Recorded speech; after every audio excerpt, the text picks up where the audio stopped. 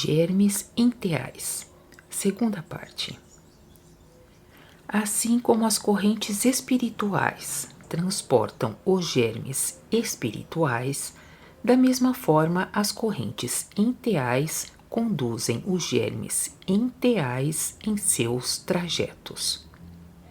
Sobre o ponto de partida, as espécies e as atuações de todas essas correntezas poder-se-á falar de maneira especial somente mais tarde. Tomemos hoje, simplesmente, como início, a noção de que todas essas correntezas, semelhantes às do ar e das águas da terra, são fecundadoras, conservadoras, purificadoras. Em suma, beneficiadoras em todos os sentidos. Essas correntezas, aliás, já eram em parte conhecidas dos seres humanos terrenos de outrora. Voltemos, porém, depois dessas divagações, à finalidade da dissertação de hoje. Os germes enteais são transportados pelas correntezas de espécie enteal. Apesar da espécie básica enteal das correntezas, encontram-se presentes, contudo, bem diversas e até múltiplas espécies individuais, e, por isso, cada vez mais ramificações laterais vão se separando, pouco a pouco, da corrente original e principal, no seu curso através dos diversos planos, as quais procuram um caminho próprio, pois, com a crescente distância da luz, as espécies individuais isoladas se separam como ramificações laterais, que, por fim, encerram em si somente uma bem determinada espécie enteal e, obedecendo à lei, só transportam consigo a respectiva espécie igual de germes enteais. Assim, tais germes enteais vão ao encontro de seus pontos de destino, cumprindo a lei da criação. Eles estão divididos nos germes que se acham estreitamente ligados às flores, a outras plantas, bem como à água, ao ar, à terra, às pedras, ao fogo e a muitas outras coisas específicas nas matérias. Em cada plano isolado e também em cada plano intermediário, são sempre depositados pelas correntezas em trânsito os seres que, pela sua espécie igual, são adequados ao respectivo plano, isto é, permanecem lá onde têm de agir, porque é lá que se tornarão conscientes. Isso tudo ocorre como consequência naturalíssima e simples das leis, de tal forma que nem poderia ser diferente. Em cada plano intermediário, despertam determinadas espécies de enteais para a consciência, de uma forma que sempre corresponde à sua força, e principiam lá a agir, formando, cuidando e protegendo.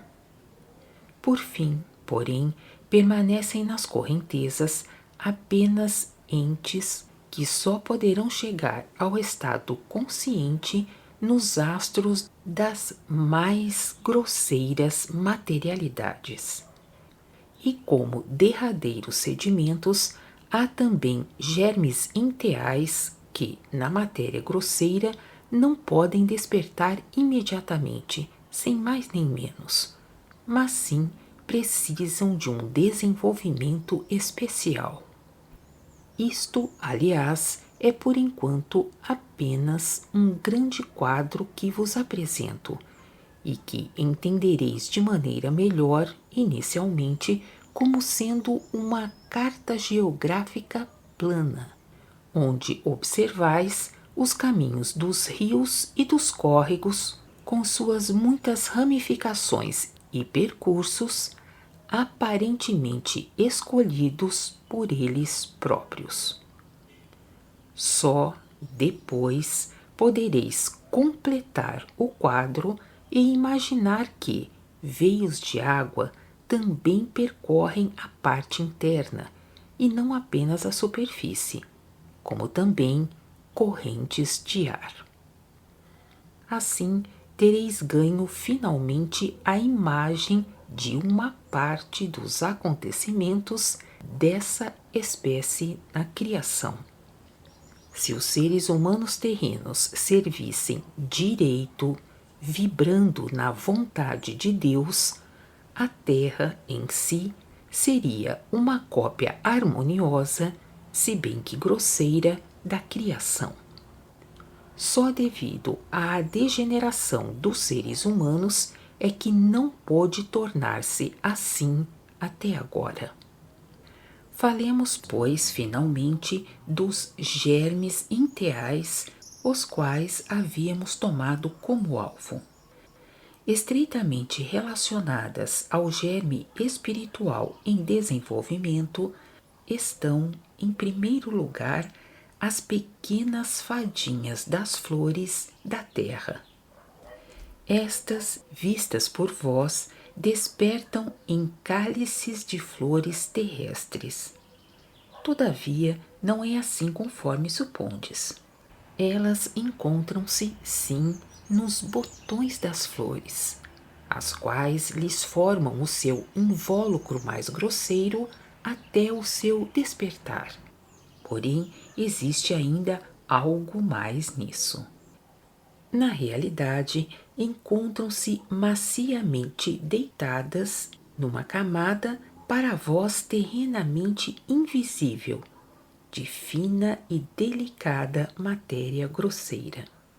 Ao mesmo tempo, porém, também num botão de flor da terra.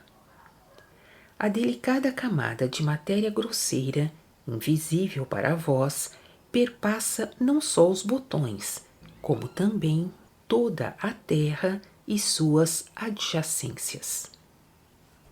Nessa camada efetua-se o verdadeiro desenvolvimento das fadinhas das flores para tornarem-se conscientes, enquanto que o botão da flor terrestre fica apenas como proteção mais grosseira e exterior, e do qual as fadinhas das flores, apesar de certa ligação, são bastante independentes. Elas também não fenecem quando as flores morrem, mas sim o desenvolvimento delas prossegue através dos cuidados auxiliares dispensados às novas flores terrestres e, em parte, também às novas fadinhas. Sua força intensifica-se conforme sua capacidade. Assim, continua cada vez mais até um ponto que as deixa soerguerem-se em plena maturação para um novo campo de atividade, pois acontece ao germe enteal a mesma coisa que ao germe espiritual. Ambos encontram-se sob uma uniforme e atuante lei de Deus de desenvolvimento. As pequenas fadinhas, durante sua formação, também não se encontram indefesas e abandonadas aos perigos de que suas moradias, sendo ainda botões, pudessem ser devoradas por animais ou destruídas pela mão humana brutal, conforme parece do ponto de vista grosso material. Certamente as flores são cuidadas por fadinhas desenvolvidas, mas em cada flor não mora uma fadinha, mas sim apenas naquelas que estão especialmente protegidas e inacessíveis aos perigos, até quanto se possa falar em inacessibilidade. Enquanto não tiverem se tornado conscientes, são transportadas imediatamente ao se aproximar qualquer perigo. Menciono primeiro as fadinhas das flores, porque elas sempre estiveram e continuam nas vibrações da vontade de Deus. Não podem ser influenciadas pela vontade humana, pois descem e respiram sempre nas vibrações da luz. Neste fato repousa o segredo de que cada flor, inclusive a mais simples, é transluzida de beleza, pois as fadinhas das flores encontram-se na luz. Têm em sua delicadeza formas femininas e, por estarem na luz, são de uma beleza maravilhosa. Continua na terceira parte.